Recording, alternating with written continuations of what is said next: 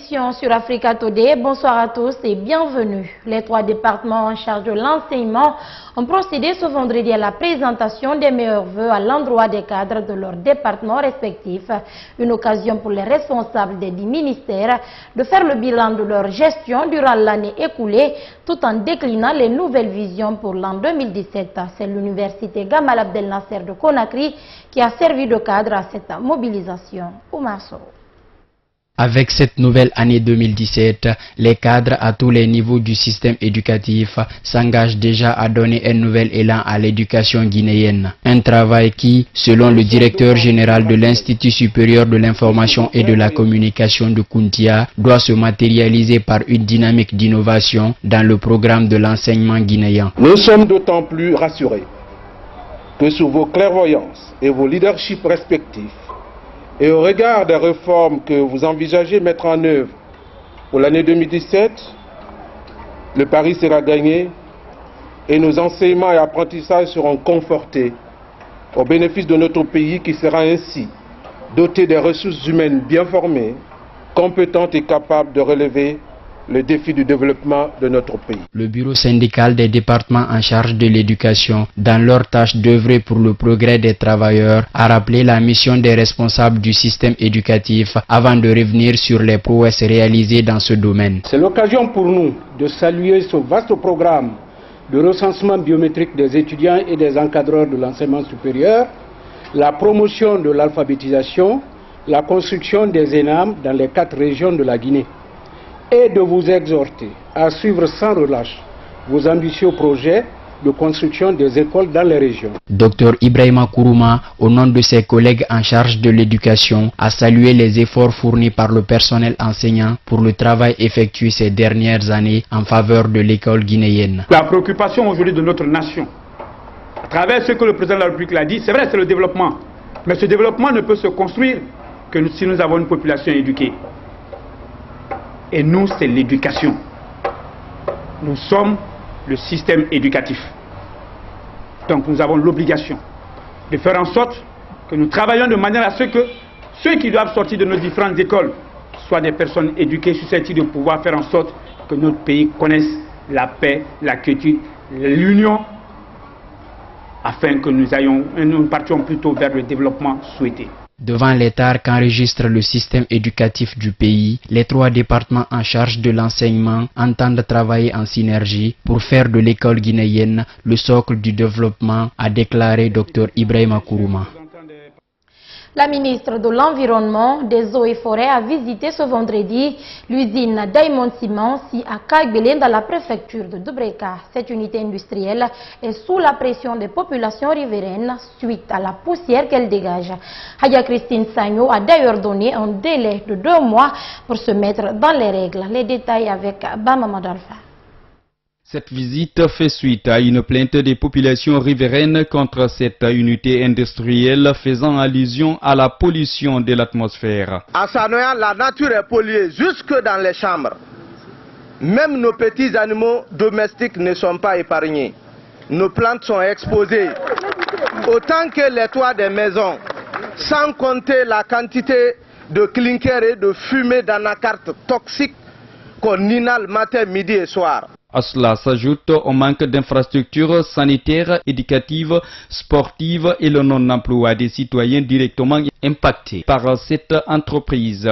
Pour rectifier le tir, les populations plaident pour la prise en charge de leurs préoccupations. Nous prions Madame la ministre de bien vouloir prendre en compte les suggestions ci-après. Éradiquer la pollution dont est victime cette population, construction d'un centre de santé pour la prise en charge sanitaire de la population concernée, penser à l'emploi des jeunes de la localité dans ces usines. Le constat révèle sur le terrain que le stockage du clinker, l'une des matières premières pour la fabrication du ciment, est en partie à ciel ouvert et les travailleurs de cette industrie ne sont pas bien protégés. Une situation que la ministre de l'Environnement, des Eaux et Forêts a d'ailleurs déplorée. Hadja Christine Sagno a donné un moratoire de 2 mois pour se mettre dans les règles. Nous avons demandé à ce que le clinker soit protégé par les bâches immédiatement.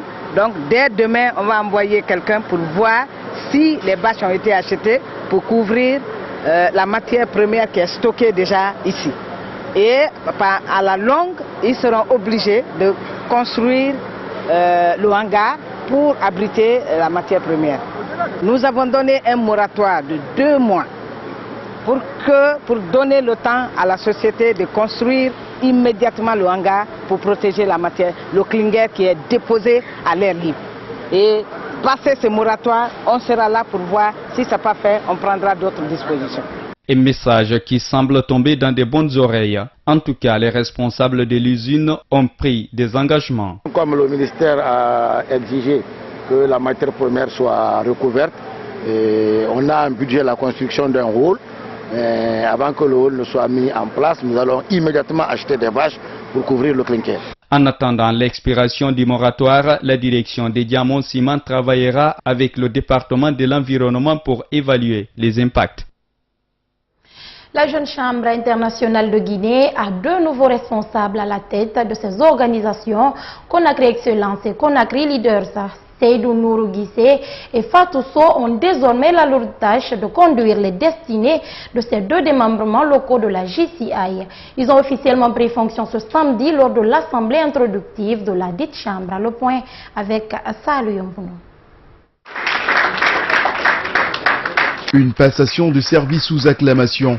Après un an à la tête de l'organisation locale Conakry Excellence, Mamadou Bamassi Touré passe le témoin à Seydou Nourou Guissé. Le président de l'exercice 2016 finit son mandat avec un bilan à ses yeux réjouissant. Au début du mandat 2016, mon CDL a déclaré avec moi que le changement positif est là. Et il est là. Cela est éloquent sur l'ensemble des domaines de développement. Au regard du plan de développement communautaire, je vais parler de la formation de 20 jeunes filles en entrepreneuriat dans le cadre du projet entrepreneuriat des femmes et jeunes filles dans le milieu rural, qui sont effectivement aujourd'hui en activité. De la formation de 58 éducateurs communautaires composés des membres des différentes organisations locales membres, dans le cadre de notre participation au projet de lutte contre les violences basées sur le genre. De l'animation d'une conférence débat à caractère national et international sur le thème la diversité à l'occasion du Forum social ouest-africain où nous avons brillamment participé. Mamadou Bamassi Touré n'a pas manqué d'exprimer toute sa volonté de mettre son expérience au service de la nouvelle équipe conduite par Seydou Nourou Guissé. Celui-ci nourrit aussi plein d'ambition pour cette organisation locale Conakry Excellence. Pour cette année 2017, nous avons des ambitions endogènes, notamment concernant notre local. Nous devons procéder au recrutement pour la croissance. Et ce recrutement vise des jeunes dynamiques qui aujourd'hui sont à la recherche des structures de ce genre pour pouvoir apporter leur contribution à la nation. Et l'un des facteurs endogènes ou exogènes autant pour moi, c'est si vous voulez, la formation et le service à la communauté. Nous avons aussi envisagé de former des jeunes filles pour une bonne citoyenneté active. Dans le domaine communautaire toujours, nous avons envisagé à ce qu'on éduque notre population dans le cadre de la gestion des toilettes publiques. Au niveau de Conakry Leaders, c'est une femme qui détient la commande pour cette nouvelle année. Intérimaire en 2016, Fatou Sow a su mériter la confiance des membres de son organisation pour l'année 2017. La jeune dame se montre déterminée à atteindre les objectifs qu'elle s'assigne. Pour cette année nouvelle, d'abord, je souhaite mes vœux les meilleurs à tout le monde. Et la priorité de cette année pour le mandat 2017, c'est d'abord le recrutement des membres et la formation des membres. Et la deuxième des choses sur laquelle nous allons nous pencher, c'est sur l'impact communautaire, sur la formation des jeunes filles à nouvelles technologies et se pencher sur tant de projets qui partent toujours dans le sens communautaire. Depuis sa création, la JCI se fixe pour mission d'offrir des opportunités de développement à tous les États du monde. Une session de formation des journalistes sportifs axée sur les lois du football moderne a pris fin ce samedi à Conakry, initiée par l'association de la presse sportive de Guinée en collaboration avec le comité de normalisation de la Fédération guinéenne de football. Cet atelier vise à mieux professionnaliser les hommes de médias spécialisés en sport. Diao Bachira pour le compte rendu.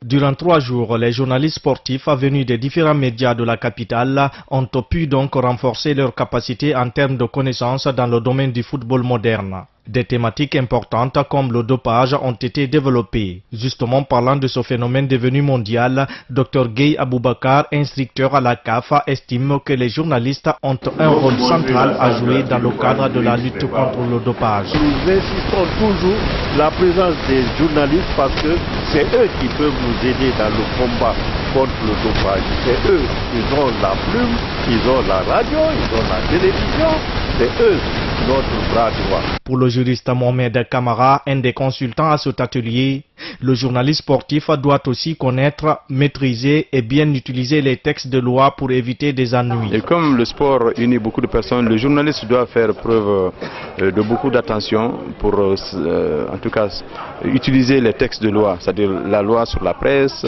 comprendre le mécanisme de fonctionnement de la HAC et savoir qu'en cas de manquement, les sanctions qui sont prévues. Parce que dire dépénalisation, ça ne veut pas dire que l'infraction est, je vais dire, pardonnée.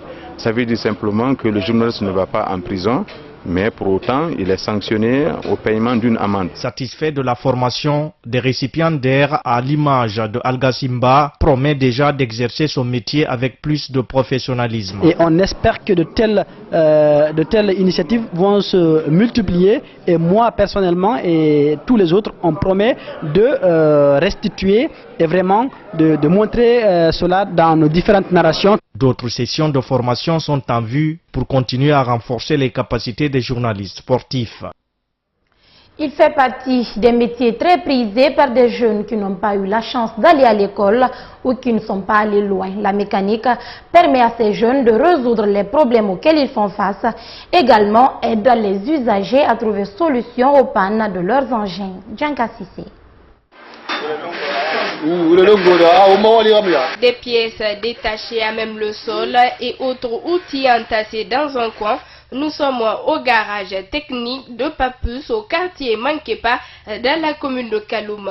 Ici, mon camarade travaille avec plusieurs autres jeunes depuis quelques années. Leur mission consiste à détecter les pannes des automobiles ou autres engins roulants qui s'y présentent. Pour ne pas rester à la merci du chômage, mon camarade a opté pour ce métier. J'ai suivi le métier là, j'ai laissé l'école, donc il me fallait faire quelque chose quoi.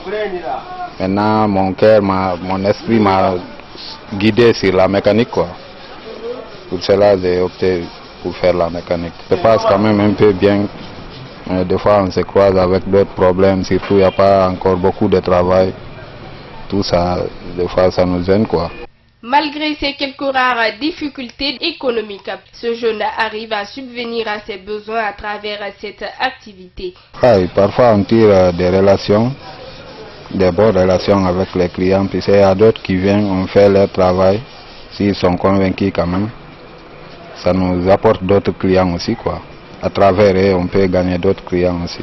Comme mon camarade, ils sont nombreux ces jeunes Guinéens qui se lancent dans les activités génératrices de revenus pour gagner leur quotidien après avoir abandonné les études. Une politique d'encouragement des autorités à accompagner ces jeunes pourrait être menée pour les éloigner de la délinquance.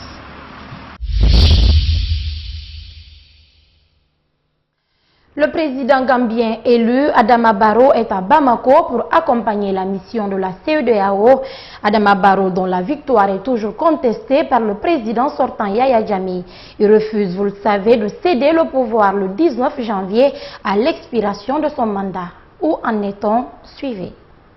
À moins d'une semaine de la passation de pouvoir, c'est un peu la médiation de la dernière chance. Pour convaincre Yaya Jammeh de laisser enfin la place, 3 dirigeants ouest-africains ont fait le déplacement à Banjul.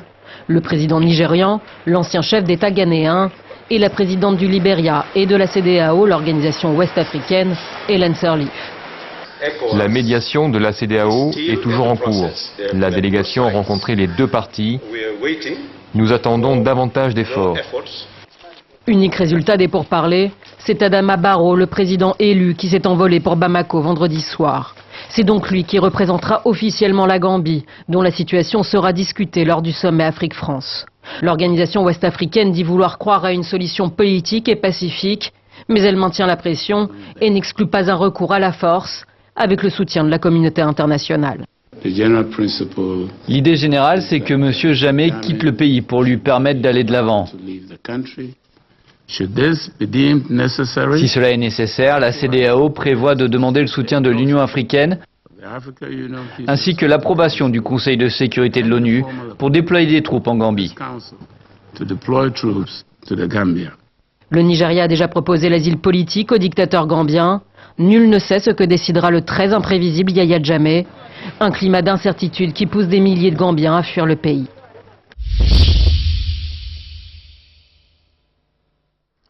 Ce n'est qu'une première étape, mais elle est saluée par la filière bovine en France. Les États-Unis viennent de décider d'ouvrir à nouveau leurs portes aux importations de bœufs français. Alors on ne sait pas encore exactement quand, mais c'est peut-être le début de la fin d'une affaire née en 1998, en pleine crise de la vache folle en Europe. Regardez. Cette pièce de bœuf français pourra de nouveau être dégustée aux États-Unis. Car les autorités américaines viennent de rouvrir leurs portes aux importations de bœuf français. Une première depuis 1998 et l'imposition d'un embargo lié à la crise de la vache folle en Europe. Désormais, les États-Unis reconnaissent une équivalence entre les systèmes de contrôle de production français et américains. Dès lors, les exportations de viande bovine française vont pouvoir reprendre progressivement. Depuis hier, les autorités françaises peuvent agréer les abattoirs et les ateliers de découpe qui répondent aux critères de lutte contre la maladie de la vache folle. Cette annonce intervient alors que l'Union européenne et les États-Unis s'opposent toujours sur la question du bœuf aux hormones. Les États membres se réunissent à Bruxelles la semaine prochaine pour définir une position européenne commune sur la question. Le froid continue de s'aimer la mort en Europe. Au moins 60 personnes ont perdu la vie cette semaine. Parmi les victimes de cette vague de froid figurent au moins 5 migrants morts gelés et des milliers d'autres qui tentent de survivre sous des tentes non chauffées. Alors l'ONU s'en inquiète et s'empare du sujet. Suivez. L'Agence des Nations Unies pour les réfugiés exhorte les gouvernements européens à en faire davantage pour aider les migrants à traverser l'hiver et à cesser de les repousser aux frontières. La vague de froid qui frappe l'Europe est particulièrement ressentie en Europe de l'Est, surtout dans les Balkans. En Serbie, si 80% environ des 7300 réfugiés sont hébergés dans des centres chauffés, plus d'1 millier de demandeurs d'asile, essentiellement des hommes, sont exposés à des conditions extrêmes dans des camps de fortune à Belgrade, la capitale. Il fait si froid, dit ce migrant d'origine afghane. Il neige depuis 3 jours, nous n'avons rien. Dans certaines régions des Balkans, le mercure indiquait moins 27 degrés. Selon le Haut Commissariat aux réfugiés, les corps de 2 Irakiens et d'une jeune Somalienne ont été découverts en Bulgarie près de la frontière turque. En Grèce, sur les îles de Lesbos et de Chios, des centaines de migrants ont été conduits vers des centres offrant de meilleures conditions de vie. Mais 1 millier d'autres, y compris des enfants, vivent toujours dans des tentes ou des dortoirs non chauffés.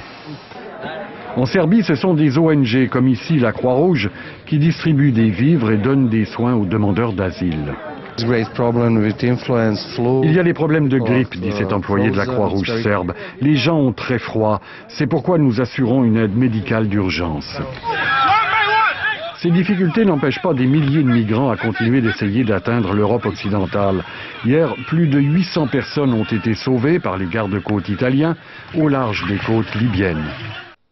La Corée du Sud est toujours secouée par un scandale de corruption impliquant la présidente désormais destituée, Park Geun-hye, mais pas uniquement, car plus largement, ce sont les élites politiques et économiques du pays qui sont touchées, y compris l'héritier du géant Samsung, officiellement suspect et donc entendu par la justice. Regardez. Comparution au palais de justice sous haute pression médiatique pour l'héritier du géant sud-coréen Samsung, Lee Jae-yong, le petit-fils du fondateur du groupe. Les juges l'ont interrogé toute la journée sur son rôle dans le scandale de corruption qui agite actuellement le pays. Mais le suspect, malgré les micros, les caméras et les 22 heures d'interrogatoire, se montre toujours aussi peu loquace. Je présente mes excuses aux gens pour ne pas avoir réussi à montrer une image positive à cause de cet incident. L'incident dont il est question porte sur un trafic d'influence orchestré par une amie fidèle de la présidente sud-coréenne. Cette confidente est actuellement jugée pour avoir profité de ses relations afin de soutirer des sommes astronomiques au conglomérat sud-coréen. Elle est soupçonnée de collusion directe avec la présidente, dont le Parlement a voté la destitution au début du mois de décembre dernier pour trafic d'influence. Misant sur des retours sur investissement, les géants industriels ont passé à la caisse, tout particulièrement Samsung, qui a offert près de 20 millions de francs aux fondations incriminées. Bien assez pour provoquer une crise politique majeure et pour faire descendre la population sud-coréenne dans la rue. Voilà, mesdames et messieurs, ainsi s'achève ce journal. À tous, merci de l'avoir suivi. Bon week-end à vous.